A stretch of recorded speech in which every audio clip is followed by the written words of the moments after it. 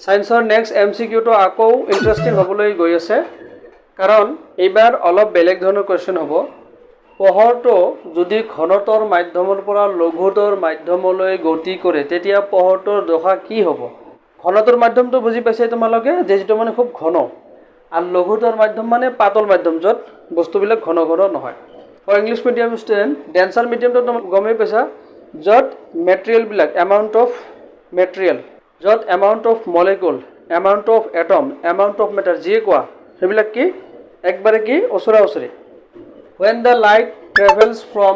denser medium to rarer medium then the light what will happen with light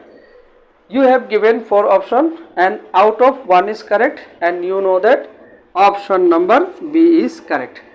অভিলম্বৰ পৰা আতৰি যায় bends away from normal এতিয়া SMS medium ষ্টুডেণ্টবিলাকক আকৌ ভয় খোৱাৰ কাৰণে কি কিতাপত উলম্ব বুলি উল্লেখ আছে কিন্তু মই ইয়াত দিলোঁ অভিলম্ব একো কথা নাই উলম্ব অভিলম্ব সব একে কথা তো গতিকে ইংলিছ মিডিয়ামত ঠিকে থাকিব এটা নৰ্মালে থাকিব বেলেগ কোনো ল্যাঙ্গুৱেজ ইউজ কৰা নহব তেতিয়া হলে এটো কেনেকৈ পসিবল হল আমি সকলো জানো এটো যদি কিবা এটা বেলেগ মাধ্যম হয় মিডিয়াম হয় আৰু যদি কৰবা পৰা এটা লাইট আহিলে ইয়াত এটা নৰ্মাল আছে নৰ্মাল মানে অভিলম্ব ইয়াক আমি n দিলো বা n ড্যাশ দিলো লাইটটো ইয়াতে আহি যেতিয়া পৰিব তেতিয়া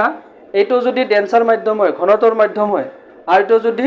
লঘুতৰ মাধ্যম হয় ৰেয়াৰ মিডিয়াম হয় তেতিয়া হলে এই যেটো লাইটৰ ডাইৰেকশনটো আছে ৰিফ্লেকশন হোৱাৰ পিছত এই এনেকে নৰ্মালৰ পৰা আৱে হৈ যাব